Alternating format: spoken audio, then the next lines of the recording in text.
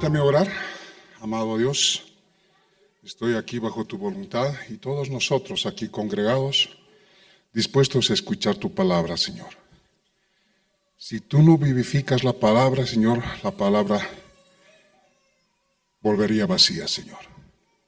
Te pedimos, amado Padre, que tomes el control total de mi boca, de mi voz, y pueda hablar lo que tú has mandado hablar, Señor. Que cada palabra sea tomada en cuenta, Señor, en los corazones de cada uno de nosotros y nos guías a la verdad. En el nombre de Jesús. Amén. Amén. Muy buenos días.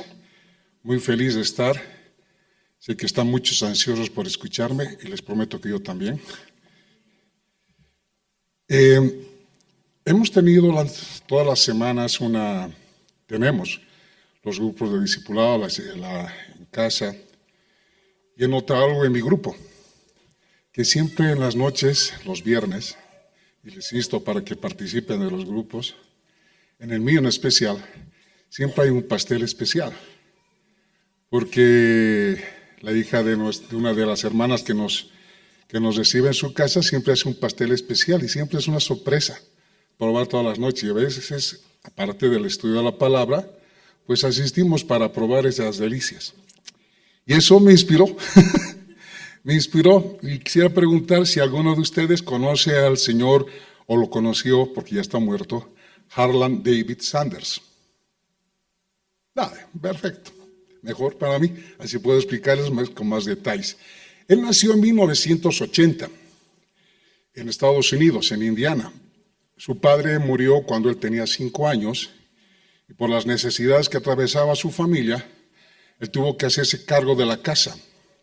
Es más, tuvo que empezar a cocinar para sus hermanos menores, porque su madre tuvo que salir a trabajar. Así lo hizo hasta los 12 años aproximadamente, cuando él decidió irse de su casa por los malos tratos que recibía de su padrastro.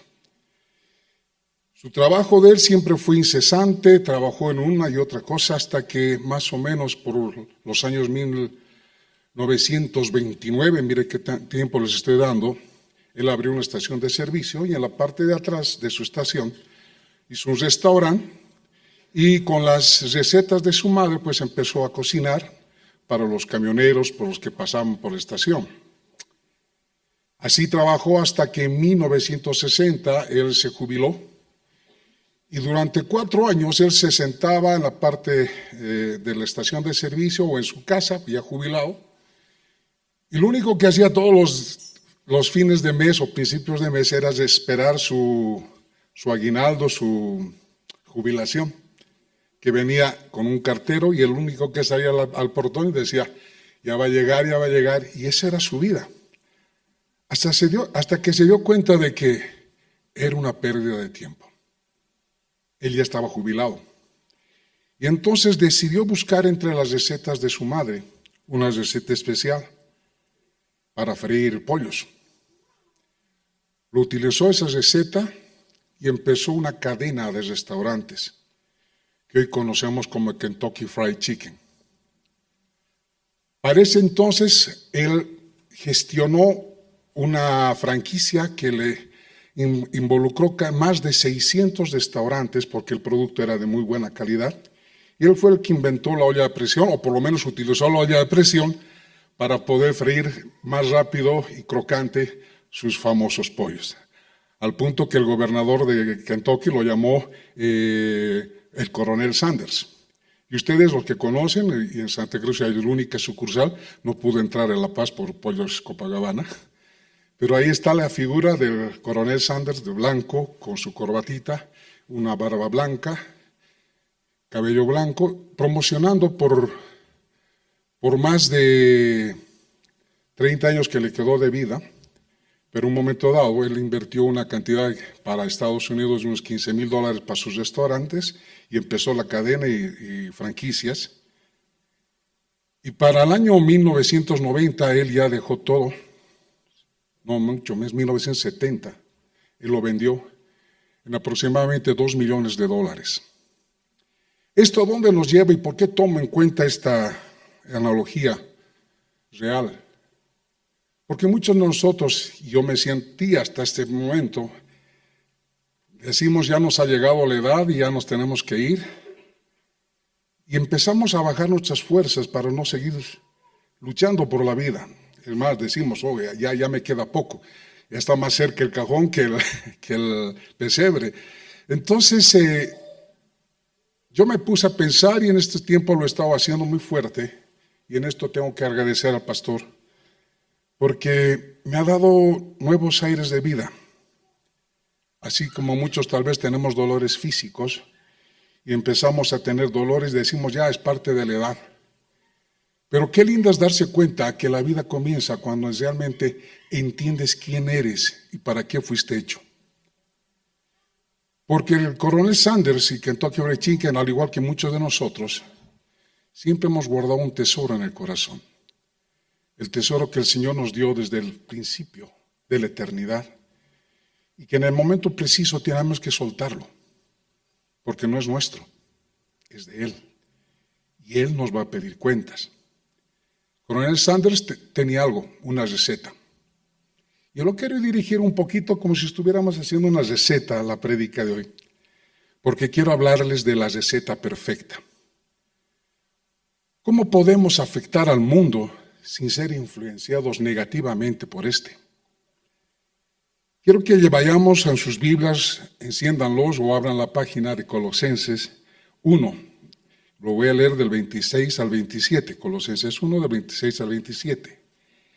El misterio que había estado oculto desde los siglos y edades, pero que ahora ha sido manifestado a sus santos, a quienes Dios quiso dar a conocer las riquezas de la gloria de este misterio entre los gentiles, que es Cristo en vosotros, la esperanza de gloria. Estas palabras y este versículo lo he leído muchas veces y estoy seguro que ustedes también lo han hecho, pero nunca hemos asimilado el poder que implica el decir Cristo en mí, Cristo en vosotros. O sea, demos la magnitud que significa hablar solamente y vivirlo. ¿Por qué? Porque inclusive si este misterio hubiera sido dado a conocer, ni Satanás se hubiera animado a que Cristo muriera en la cruz. Porque al morir Cristo en la cruz, ese misterio se hizo palpable. Resucitó y vino a nosotros. Y una de las mayores riquezas que tiene esto es que Cristo vive en nosotros. Por eso tenemos la esperanza de que todo nos va a salir bien porque estamos yendo en sus caminos. No importa la dificultad presente, si tengas o no tengas la edad respectiva. No importa que tengas 8 o 10 años o tengas como yo pasado los 60. Lo importante es desde el momento que tú entiendes que tienes ese tesoro, esa receta, esa riqueza en tu corazón. Entonces, ¿cuál es el proceso de esta receta como todas las recetas cuando preparamos? Y les voy a dar 6 pasos en la preparación de esta receta. Primero, que Dios es el que prepara la receta, no nosotros. Y Él lo plasmó en su plan de redención. Voy a citar versículos por cada punto. En este versículo de Dios preparó la receta está Efesios 1, del 9 al 10. Efesios 1, del 9 al 10. Vamos a usar bastante la Biblia. Dándonos a conocer el misterio de su voluntad, según su beneplácito, el cual se había propuesto en sí mismo de reunir todas las cosas en Cristo, en la dispensación del cumplimiento de los tiempos, así las que están en los cielos como las que están en la tierra. La frase importante aquí es cumplimiento de los tiempos. Y en los cumplimientos de los tiempos, Él reunió todas las cosas en Cristo. Su obra en la cruz marcó un antes y un después. Su muerte marca la humanidad entera. Nosotros hablamos antes de Cristo, después de Cristo. No del nacimiento, sino de la cruz. Porque a partir de la cruz, su nuevo nacimiento, su resurrección, nos ha puesto en el diseño eterno. Y ese diseño está principalmente en nosotros. Y lo que podemos entender que el universo sigue ese mismo diseño. Toda la creación está bajo el patrón que Dios ha puesto en su Hijo. Pero para que se manifieste el reino, necesitamos que nosotros lo vivamos. Si nosotros no vivimos el reino no se conoce. Vivimos en una creación y esa creación va a seguir su proceso. Y tal vez el mismo hombre alteramos el proceso. Pero si no somos capaces de decir el reino vive en mí y manifestar el reino, nada va a cambiar. Y las cuentas con Dios van a ser cada vez más estrechas. El segundo punto, el ingrediente principal, que es la vida de Cristo en nosotros. Toda receta necesita un ingrediente, necesita, como dice, el toque del maestro. Gálatas 2:20 lo explica muy bien Pablo, dice: con Cristo estoy juntamente crucificado. Ya no vivo yo, mas vive Cristo en mí. Y lo que ahora vivo en la carne, lo vivo en la fe del Hijo de Dios, el cual me amó y se entregó a sí mismo por mí. Pablo tuvo una vivencia especial con el Espíritu. Él es el que ascendió al tercer cielo y pudo ver el trono de Dios. Esa visión que Dios le permitió a Pablo, que no estaba dentro de los 12 discípulos, le permitió a él manifestar a los gentiles esta verdad de que Cristo vive en cada uno de nosotros. Y esa verdad se manifiesta más por la esencia misma de esta receta, de estos ingredientes que Dios pone, porque no podríamos hacer nada si no fuese por Cristo. La tercera parte de la mezcla es que para poder mezclar todo necesitamos un recipiente. Y el recipiente venimos a ser nosotros, su templo. En Éxodo 25:8, Dios dio las órdenes precisas y dijo: y harán un santuario para mí y habitaré en medio de ellos. ¿De dónde salió esa disposición de Dios? Cuando Él en Éxodo 20 nos da los mandamientos, nos da las leyes, nos da sus estatutos, y Él quiere manifestarse a su pueblo. Y le dice a Moisés: yo estaré en el monte, y los traerás hasta la parte que te voy a delimitar, para que yo baje y me manifieste a ellos. Y cuando baja Dios, se manifiesta con su esencia: vapor, fuego, ruidos ensordecedores. Él quería juntarse con su pueblo, ser parte de ellos, que me conozcan. Por eso los había sacado de Egipto. Pero el pueblo tuvo miedo y puso a Moisés como intermediario. Sé tú nomás el que tenía que subir. Tú habla y nos cuentas lo que te diga, porque es tremendo este Dios. Pero Dios no cesó en su intención. Y Él dijo: hágame un santuario para que esté yo en medio de mi pueblo. En 1 Corintios 3:16 dice: ¿no sabéis que sois templo de Dios y que el Espíritu de Dios mora en vosotros? Corintios es un libro muy interesante porque nos manifiesta algo tremendo. Corintios había sido evangelizado, y la iglesia de Corintios, por Pablo mismo en su segundo viaje. O si estaba hablando, cuando Pablo escribe la primera y la segunda carta, les está hablando a una gente convertida que recibió el evangelio. Él se retiró, puso los fundamentos y se fue. Pero al pasar del tiempo, Corintios entró en depravación. Su iglesia, porque sabemos que Corintios es una ciudad muy cosmopolita y mucha influencia de afuera del mundo. Pero su iglesia estaba en pecado. Había rumores. Inclusive estaban utilizando mal los dones. Por eso Pablo les manda una carta, porque en el último capítulo de Corintios 2, él dice: mejor no voy, prefiero escribirlos por carta, porque no vaya a ser que me exalverse al verlos y verlos en su pecado. Pero ¿acaso no sabéis que tienen el Espíritu Santo? Son templo del Espíritu Santo. Y es más, en 1 Corintios 2:16 dice: ¿acaso no saben que tienen la mente de Cristo? Dos elementos fundamentales para poder confrontar a las tinieblas y no dejarnos que las tinieblas entren a la congregación, entren a Corintios, a la iglesia de Corintios. Cuando recibimos el Espíritu Santo, hay una transformación en nosotros. Es de adentro hacia afuera, no es de afuera hacia adentro. Muchas veces nosotros estamos esperando que alguien ore por nosotros. ¿Me lo puede orar, pastor? ¿Me lo puede orar, hermano? Quisiera que ore por un trabajo. ¿Y tú no tienes al Espíritu dentro? Tu comunión con el Espíritu no es tal que tú permita a ti hablar, decir a vos y decirle: Señor, manifiéstame. Tus promesas sean hechas en mí, Señor. Y tomo tus estatutos para cumplir y obediencia para que se cumplan. Pero todo eso tiene que salir del interior. Dejar al Cristo que vive en nosotros, que salga y se manifieste. El cuarto elemento es que cuando nosotros empezamos a cocinar o preparar la receta o una buena torta o queque, necesitamos ponerlo al fuego. Y el fuego precisamente es el Espíritu Santo. Porque en Hechos 1:8 les dice, pero recibiréis poder cuando haya venido sobre vosotros el Espíritu Santo. Y me seréis testigos en Jerusalén y en toda Judea, en Samaria y hasta lo último de la tierra. Esta parte es importante y es muy bien que cada uno de nosotros empiece a reflexionar. Porque en Hechos 1 nos dice que Cristo ya resucitado, por 40 días habló con sus discípulos. ¿Y de qué les hablaba? Del reino. No les habló de cómo hacer una congregación, cómo tomar el poder de gobierno. Les habló del reino. Y después de 40 días, ¿quién quisiera tener un doctorado 40 días continuos con él? Viene una pregunta de sus discípulos y le dice, ¿restaurarás el reino de Jerusalén?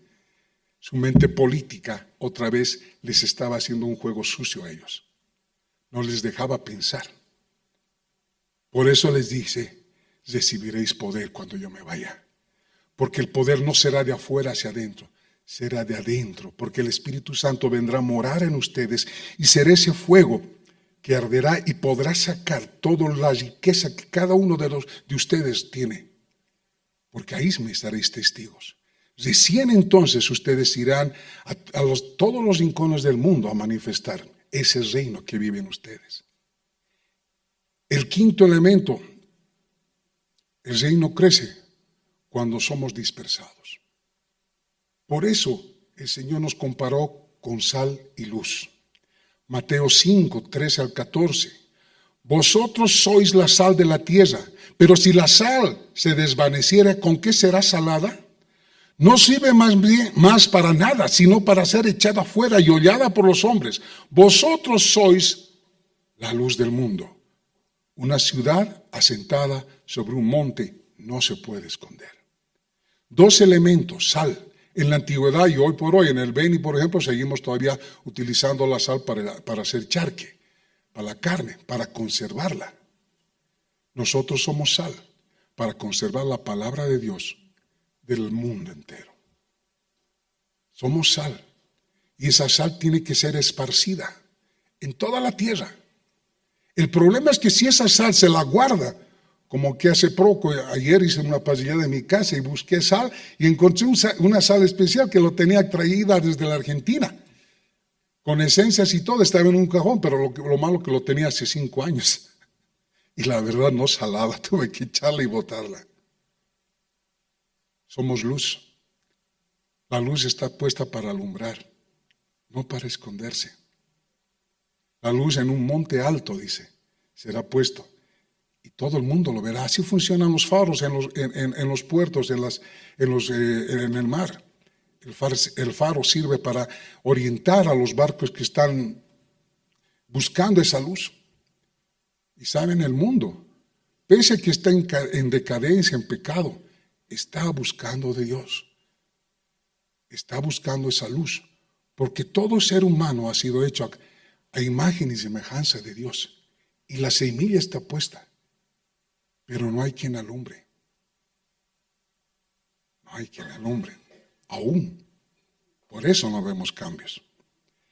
Y el último ingrediente. El reino se establece cuando manifestamos fruto. Juan 15:5. Yo soy la vid, vosotros los pámpanos. El que permanece en mí y yo en él, éste lleva mucho fruto, porque separados de mí nada podéis hacer. La evidencia del testimonio de Cristo son nuestros frutos.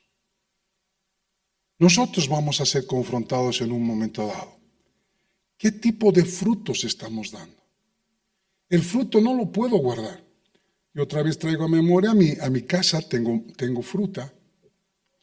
Y lastimosamente, no hay quien cosecha. A veces no nos da tiempo y empieza a caer manzanas.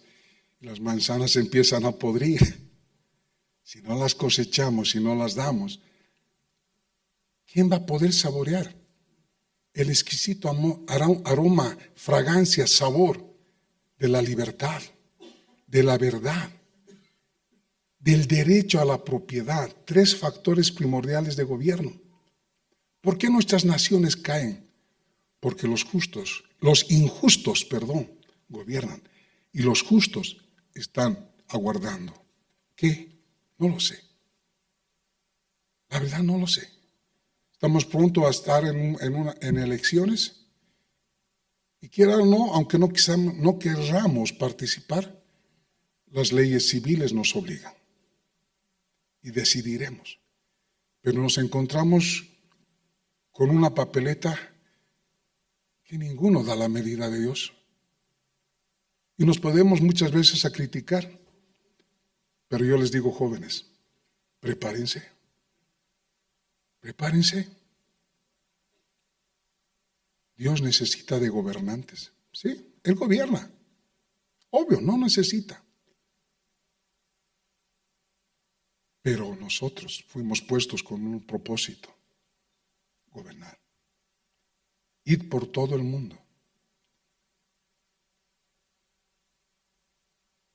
En Apocalipsis 11:1, si lo podemos poner, dice claramente que a Juan se le dio una vara y le dijo: ve y mide. Ve y mide el altar y el templo. Y esas palabras hace un año me conduelen, me duelen, porque Apocalipsis lo tomamos como escatología, por un futuro. Yo me pregunto, una persona que está a punto de morir, que ya la han desahuciado, su Apocalipsis es este momento. Y creo que nadie lo tiene la vida comprada, ni sabe cuánto tiempo va a estar acá. Y Dios nos pesa, nos pone en la balanza, nos va a poner. O es más, estamos puestos bajo balanza. Porque dice, mide el templo. Nuestro templo, este que portamos, alberga al Espíritu. En todo Éxodo 25 da una serie de requisitos para el templo. Tenía los atrios, el lugar santo y el lugar santísimo. Cuando Jesús muere, el velo que separaba entre el lugar santo y el lugar santísimo se rasga de arriba hacia abajo. Desde ese momento, el sumo sacerdote del orden de Melquisedec tiene la potestad y el derecho de entrar al lugar santísimo. Antes, si no era el sumo sacerdote y estaba con pecado, es más, tenía que ir amarrado de una cuerda con cascabeles, entraba al lugar santísimo y por lo mínimo un punto de pecado, moría instantáneamente, porque la presencia de Dios, la justicia de Dios, inmediatamente era justiciado. Y dejaba de sonar los cascabeles y tenían que jalarlo al pobre sumo sacerdote porque había estado pecado. Y esperar otro año más, ¿quién podía ser elegido? Pero después de la cruz, Cristo es nuestro sumo sacerdote. Él no solo nos lleva a su presencia, sino que saca la presencia del templo.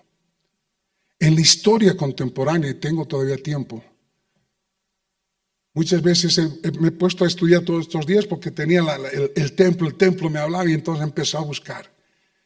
Dios ordena hacer un santuario para estar en medio de su pueblo.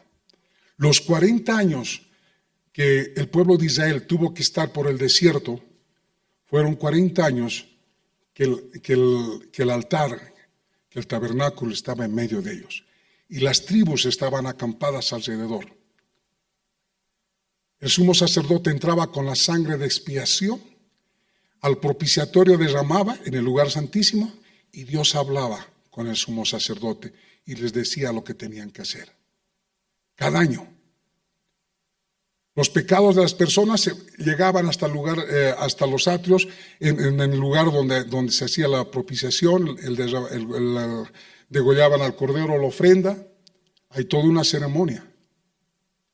Y entonces, este tabernáculo andó con el pueblo de Israel por esos 40 años.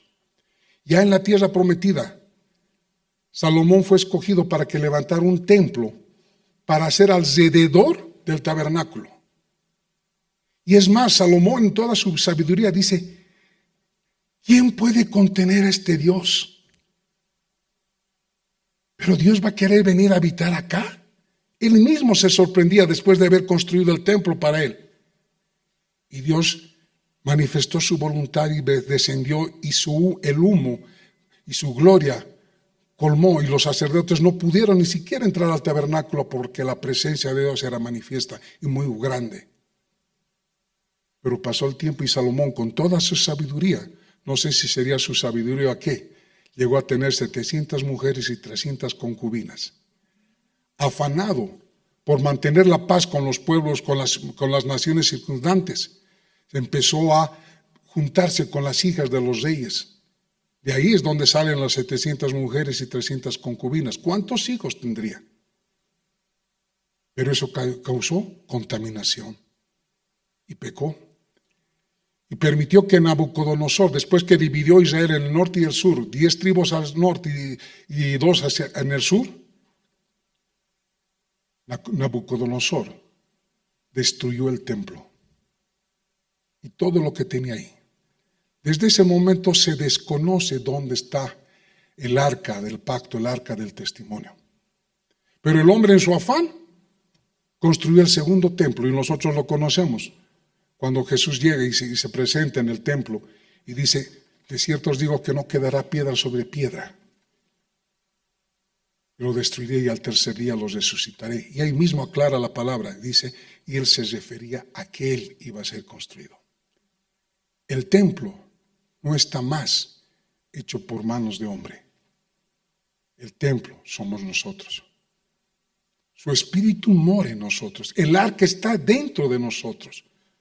Nuestro corazón da testimonio, nuestros actos dan testimonio al mundo de que el Cristo vive en nosotros. Y quiero un poco más hablar. Constantino. Constantino en su momento se dice que se convirtió al cristianismo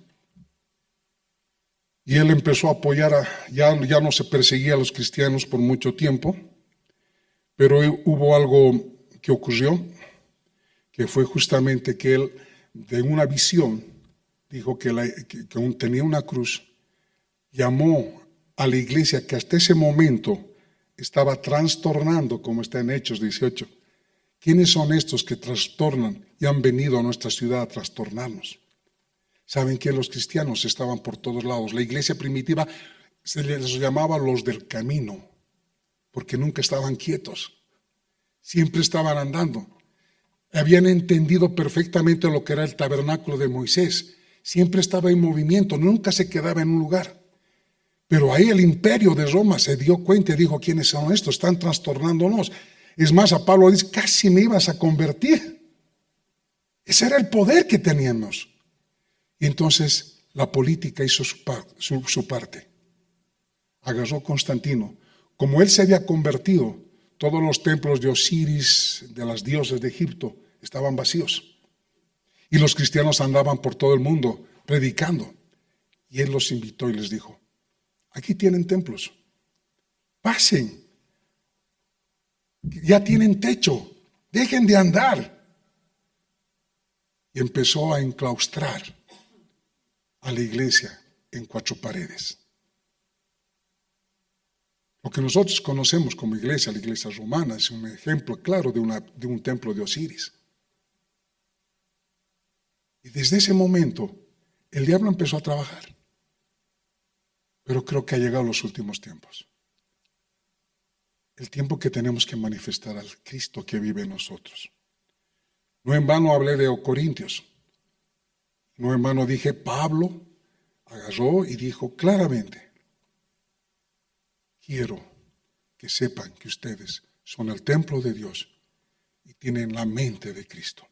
Por eso en el último versículo de 2 de Corintios 13, el versículo 5 les voy a leer, 2 de Corintios 13, versículo 5. Examinaos a vosotros mismos si estáis en la fe. Probaos a vosotros mismos, o no os conocéis a vosotros mismos, que Jesucristo está en vosotros, a menos que estéis reprobados. Una palabra final de Pablo a ellos, exhortándolos a que revisemos un poco el camino que hemos andado y lo mucho que nos falta recorrer. Que este día, mis hermanos, no sirva para juicio, sino para reflexión. Porque hay muchas cosas que cambiar en nuestra vida, en nuestra familia, en nuestro hogar. Pero hay muchas cosas que cada uno de nosotros tiene que cambiar. Deje que el Espíritu Santo transforme nuestras vidas. La transformación es de adentro hacia afuera. Y que Dios nos guíe en cada paso que demos, sabiendo y entendiendo que somos templo del Espíritu Santo. Gracias, mis hermanos. Amén.